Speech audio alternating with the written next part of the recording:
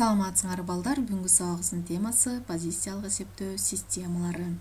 Сабактын максаты балдар, биринчи бул позициялык эсептөө системасына аныктама бере аласыңар, экинчи позициялык эсептөө системасынын түрлөрүн үйрөнө аласыңар, жана ар бир позициялык эсептөө системаларына мисалдарды келтирип, жана аларды айырмалай алууну үйрөнө аласыңар. Анда балдар, жаңы темага кирүүдөн мурда өтүлгөн темаларды кыскача кайталап өтөлү. Өтүлгөн темалар булар жаңы теманын бир өзөгү же болбосо башталышы десек болот. Анда бул жерде 4 суроо, демек эсептөө системасы деген эмне балдар? Эсептөө системасы деген бул кандайдыр бир символдордун тобу менен ошо сандарды жазуу жана окуу ыкмалары болуп эсептелинет. Экинчи, логикалык көбөйтүү амалы жөнүндө айтып бергиле. Логикалык көбөйтүү амалы, башкача айтканда конъюнкция амалы, бул ошол качан гана эки айтымдын чындык болгон учурда гана жыйынтыгы чындык болгон логикалык амал болуп эсептелинет. Үчүнчү, позициялык эсептөө системасы деген эмне? Позициялык эсептөө системасы балдар, бул ошол цифранын сандык мааниси жайгашкан ордуна көз каранды болгон эсептөө системасы дегенбиз. Төртүнчү, эсептөө системасынын негизи деген балдар, бул эмне эле балдар? Эстедикпи? Бул ошол эсептөө системасына колдонулган, жалпы колдонулган ошо символдордун саны болуп эсептелинет. Эми балдар, силер дагы өзүнчө бир көз жүгүртүп чыккыла өтүлгөн темаларга. Анда жаңы теманын планы бул позициялык эсептөө системасы жөнүндө кыскача түшүндүк. Экинчи ондук эсептөө системасы, үчүнчү экилик эсептөө системасы, төртүнчү сегиздик эсептөө системасы, бешинчи 16-лык эсептөө системасы, алтынчы сабакты бышыктап жыйынтыктайбыз. Түйүндүү түшүнүктөр. Анда балдар, биринчи планга кирели, демек позициялык эсептөө системасы жөнүндө түшүнүк. Эми балдар, биз мурдагы сабакта дагы аныктама бергенбиз. Дагы кайталап аныктама берели. Демек, позициялык эсептөө системасы деген бул ошол цифралардын сандык мааниси жайгашкан ордуна көз каранды болгон эсептөө системасы. Демек, мында ошол ар бир цифранын жайгашкан ордуна жараша сандык мааниси эмне болот? Өзгөрөт. Эми позициялык эсептөө системасы бул өз ичинде экилик эсептөө системасынан 16-лык эсептөө системасына чейин бөлүнөт.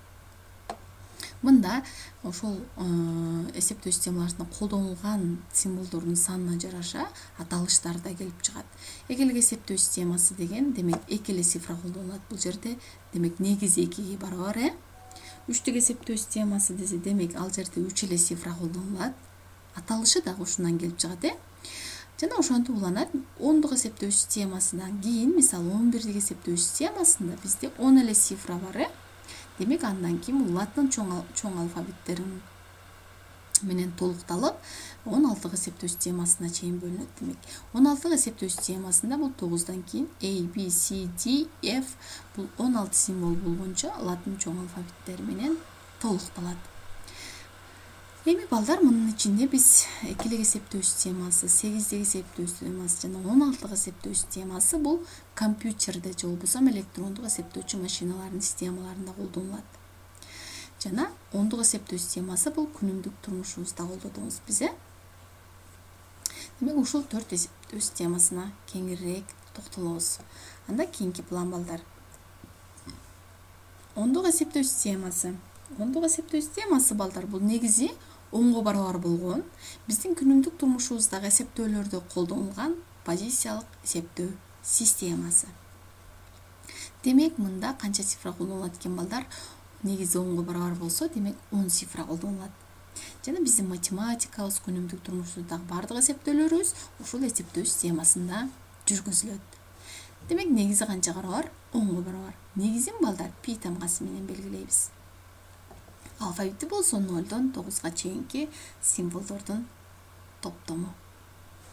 Мисалы 48, 899, 287 карасаңар, бардык ушул сандарды жазууда колдонулган цифралар бул алфавитке кирет. Демек, бул 10-дук эсептөө системасында. Индексин байкаган болсоңор, 10, демек 10-дук эсептөө системасында жазылды. Анда кийинки планга келели. Үчүнчү план, экилик эсептөө системасы.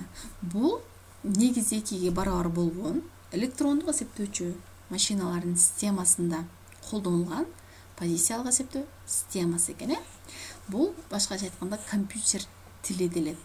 Эмне үчүн компьютер тили делет? Себеби балдар бардык информацияны компьютер өзүндө экилик эсептөө системасында, башкача айтканда экилик код түрүндө өзүндө сактайт.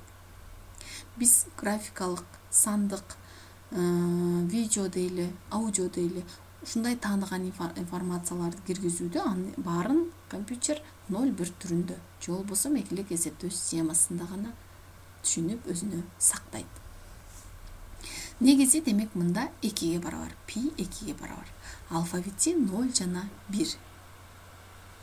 Мисалы балдар, бул жерде цифралар берилди, сандар берилди. Бул сандарды жазууда 2 гана цифралар колдонду, 0, 1.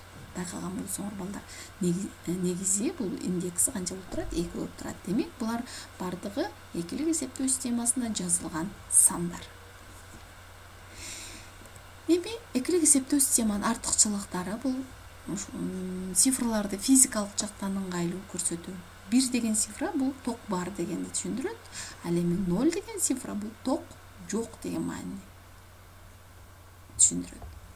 Ал эми кемчилик болсо сандарды жазуу үчүн 0 жана 1 цифраларын өтө эле көп санда жазуу керектелет. Бул бизде адам үчүн ыңгайсыздыкты же болбосо кыйынчылыкты жаратат.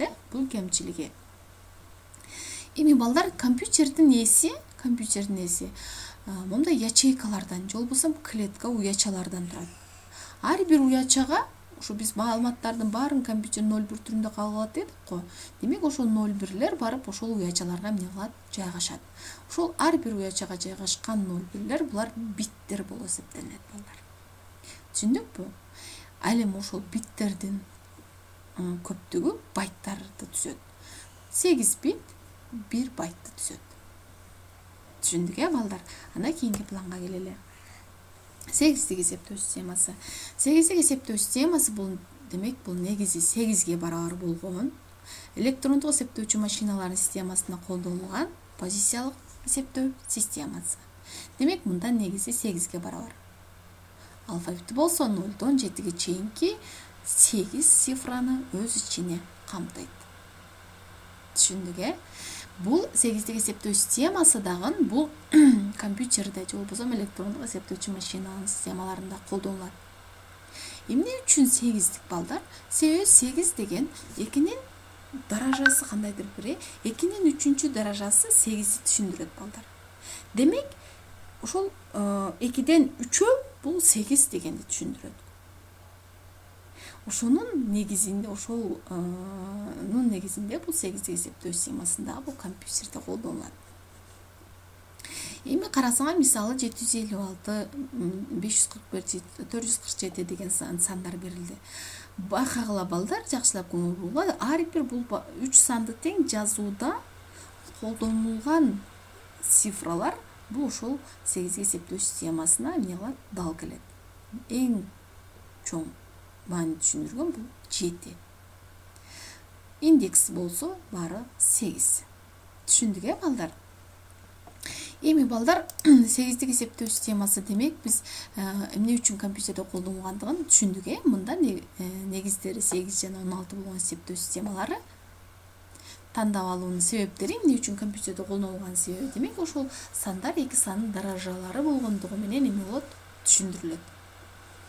Мисалы 2-нин 3 жолу көбөйтсөң 8 деген келип чыгат. 2-нин 3-чү даражасы деген. 16-лык эсептөө системасы дагы ушундай сыяктуу. Эми ушул жерде эсиңерге тутуп койгула.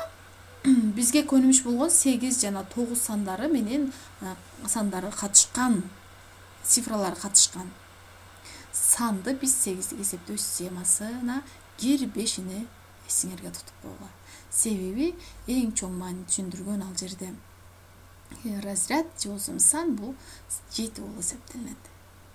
Түшүндүк балдар? Демек бул 8-тик эсептөө системасы боюнча болду. Эми 16-тык эсептөө системасына келели балдар.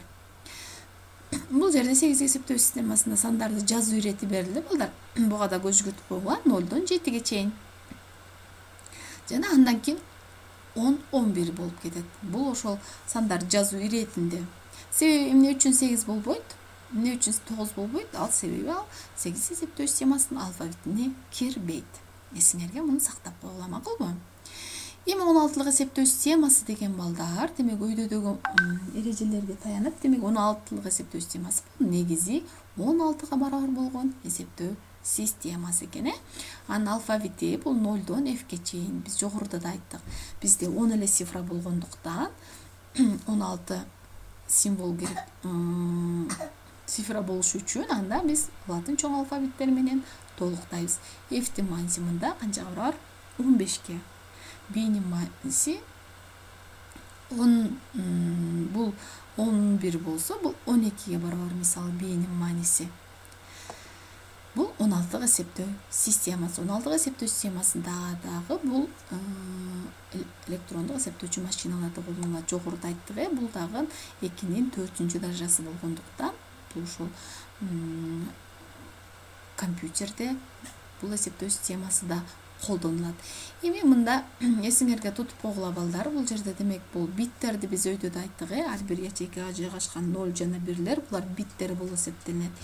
Ошолордун көптүгү 8 бит бул эмнени түшүндүрөт? Байтты түшүндүрөт. Демек байттар деген бул 8 бит түрүндө сакталган же 16-2 белгиден турган компьютердик маалыматтардын элементтери болуп эсептелет. Эми биз 16 эсептөө системасында сандарды мисалы могул жерде байкаган болсоңор F16 бул 16 эсептөө системасында жазылган сан экендигин түшүнсөк болот. Эми балдар бушукто демек көз жүгүртөлүү балдар ар түрдүү эсептөө системаларын дал көйлүү таблицасына эми 10 эсептөө системасы демек бул сыя түс менен белгиленген 9га чейинки экилик эсептөө системасы 01 мисалы 3түк 012 5тик 0123 4 цифраларын өз ичине камтыйт. 8тик болсо 7ге чейинки цифраларды, ал эми 16лык болсо 0дон F'ге чейинки. Демек бул өйдөдөгү көрүп тургандай эле мисалы эсептөө системасы негизи канчалык чоң болсо, демек аны түшүндүргөн сандардын коду ошончолук эмне болот экен? Кыска болот экен. Эми мисалдар, мисалы 10 эсептөө системасындагы 15 санын экилик эсептөө системасында жазуу үчүн 4 символду колдонушат. Мисалы 15 деген биздин цифрабызды компьютер экилик эсептөө системасында жазганда мындай түрдө жазылат экен. Демек негизи канчалык кичине болсо, анын коду ошончолук эмне болот экен? Узун болот экен. Негизи чоң болсо, демек кыска болот экен. Эми карагыла, биз бул кандайдыр бир эсептөө системасынан башка бир эсептөө системасына которууларды эмки сабактарда кеңири карайбыз. Демек балдар, биз бүгүнкү сабакта эмнени үйрөндүк? Позициялык эсептөө системаларын жана алардын түрлөрүн, жана эң негизги биздин турмушубузда колдонулган эсептөө системасын жана компьютерде колдонулган 8тик, 2лик жана 16 эсептөө системасын карадык. Анда балдар, демек силерге тапшырма балдар. Ошол эсептөө системаларын ар бирини чындап талдап чыккыла. Кайсы эсептөө системасына кайсы сандар кирет, жана ошолордун ар бирине ондон мисал келтиргиле балдар. Ошол бири-бирини чындап автоматтык түрдө мындай айырмалай алгыдай түрдө мисалдарды келтиргиле.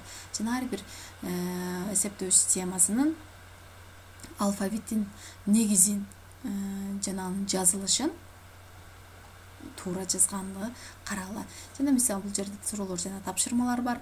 Экилик эсептөө система артыкчылыктарын айтып бергиле дейт. Демек өйдөдө айттык, төмөнкү ичинен кайсыларын 8 эсептөө системасында жазылабыз дейт. Демек бул сандардын кайсылары 8 эсептөө системасында жазабыз.